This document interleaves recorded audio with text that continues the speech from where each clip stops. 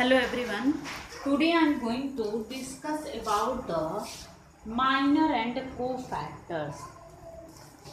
What is minor? Minor of an element Aij of determinant is the determinant obtained by deleting its ith row and jth column, in which element Aij lies. The minor of an element Aij is denoted by Mij. देखिए simple सा तरीका समझ दिए कि आप determinant में पढ़िए कि यहाँ पे मान लीजिए 2x2 का कोई मैट्रिक्स है, तो A11, A12, A21, A22 ऐसा हम लोग पढ़े थे कि ये कोई 2x2 का डिटर्मिनेंट है। अब यहाँ क्या कहा है, माइनर हम किसको कहते हैं? माइनर जो होता है वो क्या होता है, जैसे Aij, आई आपका रो है और जे क्या है, कॉलम है, तो यानी आई और जे को जो रो और कॉलम है उसको डिलीट करने के बाद जो आपका बचेगा वो आपका क्या होगा, माइनर्स होगा। अब जैसे हम यहाँ कहें जैसे A11 एलिमेंट है तो हम आपसे कहें कि माइनर ऑफ A11 मतलब क्या हुआ कि आप डिलीट करोगे किसको, फर्स्ट रो और फर्स्ट कॉलम को। तो आप बताइए फर्स्ट रो और फर्स्ट कॉलम को जब डिलीट करोगे बचा क्या, A22। इसका मतलब M11 इज इक्वल टू क्या हो जाएगा, A22। वो कैसे, क्योंकि अभी क्या डिफिनीशन में लिखवाए हैं कि minor of an elements Aij of a determinant is the determinant obtained by the elements deleting its ith row and jth column। तो इसी प्रकार अगर A11 का हम निकाल रहे हैं तो इसका मतलब ये हुआ कि फर्स्ट रो और फर्स्ट कॉलम को डिलीट करना मीन्स छोड़ देना है। तो A11 का अगर हम लोग माइनर फैक्टर निकाले तो M11 हुआ। M11 का होता फर्स्ट रो और फर्स्ट कॉलम छोड़ करके।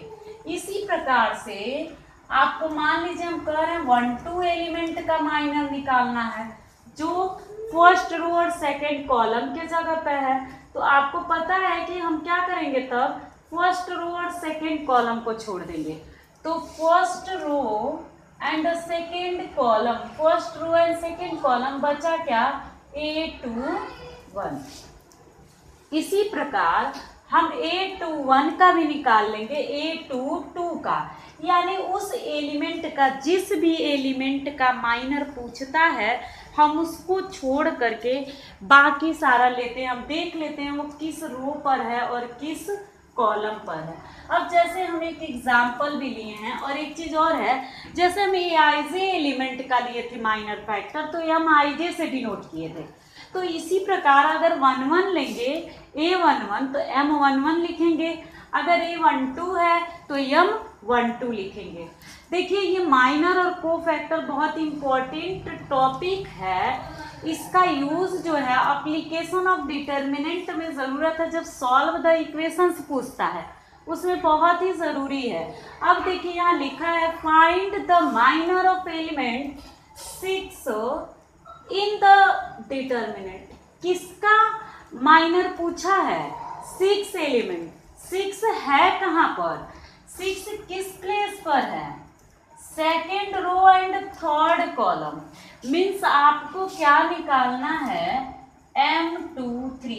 हमें कैसे पता चला कि M23 निकालना है, क्योंकि क्वेश्चन में कहा है कि find the minor of element 6 के एलिमेंट का माइनर निकालना है।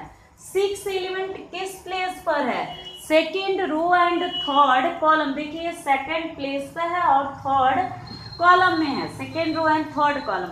अब second row and third column को डिलीट करेंगे मीन्स उसको छोड़ करके, तो second row and third column बचा क्या, 1 2 7 8 1 2 7 8। अब इसको सिंप्लीफाई कर देंगे, 8 1 जा 8 माइनस 7 2 ज़ा 14। अब क्या आ गया -6। इस तरीके से हम निकालते हैं। अब आपका क्वेश्चन में कोई ज़रूरी नहीं है कि एक ही पूछे, कभी कभी मान लीजिए 6 न लिख के बस ऐसे कह they find the minor of element of determinant, तो इसमें एलिमेंट तो 9 है, 3 6 9 9 एलिमेंट है, तो यानी हम 9 निकालेंगे। M11 M12 M13 M21 M22 M23, फिर इसी तरह M31 M32 M33। मीन्स आपको पूरा निकालना पड़ेगा। चूंकि अब पर्टिकुलर एक एलिमेंट का लिख के बोल दिया था, इसलिए हम केवल क्या निकाले 2 3। अगर ये यहाँ नहीं लिखता, अगर ऐसे पूछता तो हम क्या करते, हर एक एलिमेंट का हम माइनर फैक्टर निकालते। अब हर एक एलिमेंट मतलब ये 1 1 प्लेस पर है, ये 1 2 प्लेस पर है, ये 1 3 प्लेस पर है। इस तरीके से हम माइनर फैक्टर निकालते हैं। आ गया होगा आप सभी को समझ में? अगर नहीं आया होगा तो फिर आप लोग डिस्कस कर लीजिएगा ग्रुप में। अब देखिए, अब हम लोग देखते हैं कोफैक्टर। देखिए बिना माइनर फैक्टर का तो आप कोफैक्टर नहीं निकाल पाओगे, माइनर फैक्टर से आना जरूरी है। अब देखिए माइनर फैक्टर क्या, कोफैक्टर क्या होता है? Cofactor of an element Aij। Cofactor Aij का एलिमेंट होता है जिससे डिनोट किया जाता है कैपिटल Aij, या Cij से भी डिनोट कर सकते हो। आप देखिएगा आरडी में Cij से डिनोट किया है और एनसीईआरटी में Aij से, तो आप जिससे भी कर लीजिएगा। अब देखिए यहाँ पर तो क्या होता है, ये आप फार्मूला लर्न कर लीजिएगा कि Aij जो होता है -1 पे पावर यहाँ i प्लस j होता है और Mij। अब देखिए यहाँ पर Aij is equal to -1 to the power i plus j Mij, ये होता है।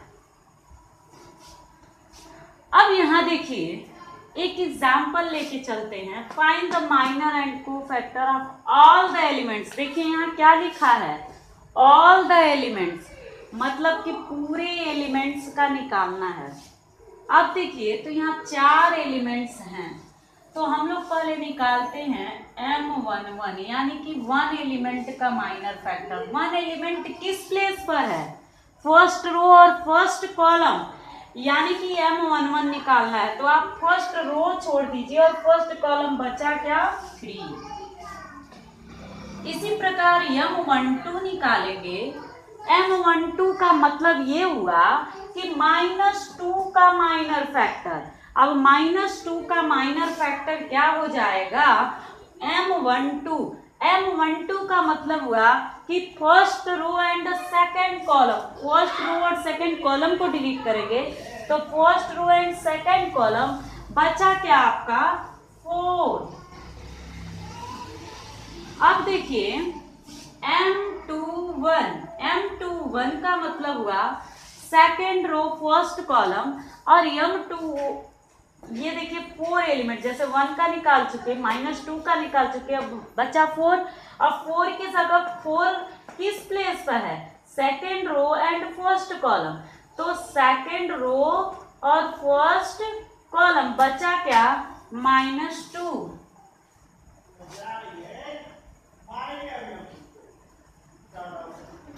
M22 यानी कि 3 एलिमेंट का माइनर फैक्टर।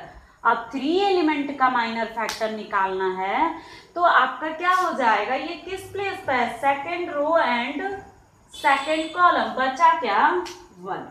ये तो आपका आ गया माइनर फैक्टर।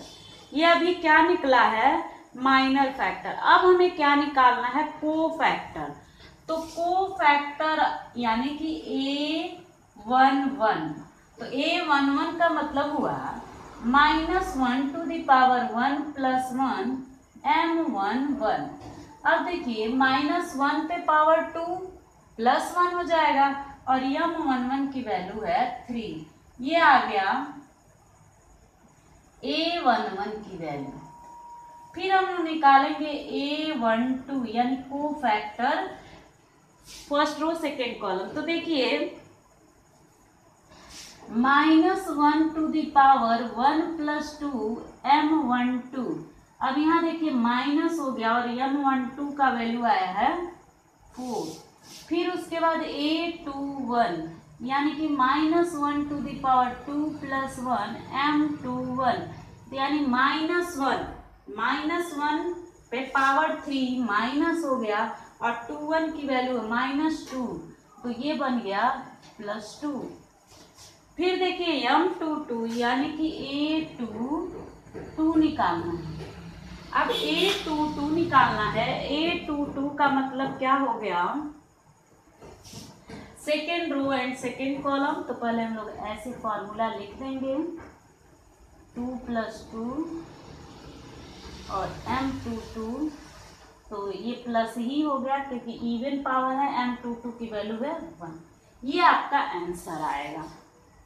कभी कभी क्वेश्चन में ऐसे वेरीफाई करने के लिए भी पूछता है, तो हम आपको बता दें, जैसे ऐसे लिख देगा A11 plus A12 plus A13 तो आप वैल्यू रखिए। A11 कितना है, A11 1, A11 कितना है 1, फिर प्लस A12 कितना है first row and second column -2, A12 कितना है -4, A13 कितना है A13 first row third column. A13 तो इसमें है नहीं क्योंकि थर्ड रो तो है नहीं, मतलब ये चीज पूछा जा सकता है, तो इसको इरेज कर दें। मतलब ऐसे वेरीफाई करने के लिए पूछे तो आप रख के निकाल सकते हो ऐसे, ठीक है। A11 तो यहाँ मान लीजिए लिख दे A22 और फिर लिख दे A22। तो हम कैसे करेंगे, रुक जाइए। अब ये तो 2 ही आर्डर का है, तो A11 की वैल्यू 1 है और A11 की वैल्यू क्या आई है 3 आई है, ठीक।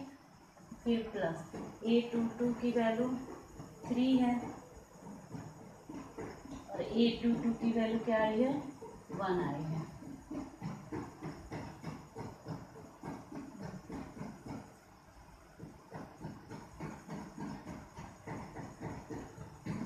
जीरो आना चाहिए।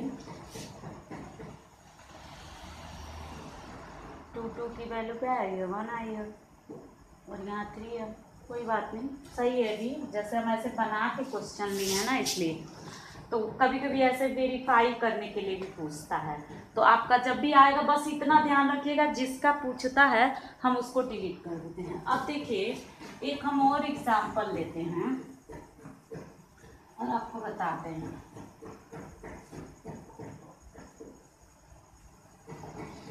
जैसे मान लीजिए हम एक एग्जाम्पल ले लेंगे, फाइंड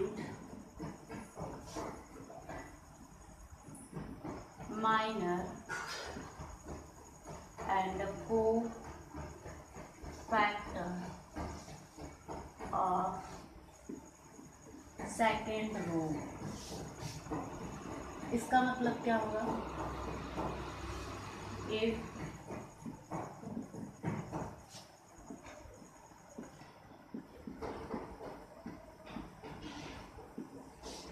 इसका मतलब क्या हुआ है, ये एक क्वेश्चन हम देखते हैं। यहाँ लिखा है find minor and cofactor of second row. Second row का माइनर और कोफैक्टर निकालना है। सेकेंड रो का मतलब क्या हुआ, M21 मतलब A21 हुआ, A22 हुआ, A23 यही हुआ। M21 निकलेगा, M22 निकलेगा और M23 निकलेगा। M21 का मतलब क्या हुआ, second row first column, second row first column 3 3 जा 9 -4 बचा क्या आपका 5। फिर M22, M22 का मतलब क्या हुआ, second row and second column, second row and second column. 3 2 जा 6 -6 क्या आ गया 0। M23 यानी सेकेंड रो थर्ड कॉलम, 2 1 जा 2 -3 2 जा 6 आ गया -4। ये आपका निकल गया सेकेंड रो का माइनर। अब इसी प्रकार से आप लोग A21 निकाल लीजिएगा, A22 निकाल लीजिएगा और A23। अब आपको पता ही है कैसे निकलेगा, यहाँ पे क्या हो जाएगा -1 पे पावर 2 + 1 M21। अब यहाँ वैल्यू रख दीजिएगा। इसी प्रकार ये भी -1 पे पावर 2 + 2 M22, -1 पे पावर 2 + 3 M23। वैल्यू सॉल्व करके रख दीजिएगा। तो इस तरीके से हो सकता है क्वेश्चन में कॉलम से पूछे, फर्स्ट कॉलम सेकेंड कॉलम, तो जिससे भी कहेगा आप इस तरीके से सॉल्व करिएगा। ऐसा कोई खास क्वेश्चन नहीं दिया है 4.4 में। पहला दिया है right the minor and cofactor, तो आप 4 क्वेश्चन दिया है, चारों का माइनर और कोफैक्टर निकाल दीजिएगा। तीसरा लिखा है using cofactor of element of second row.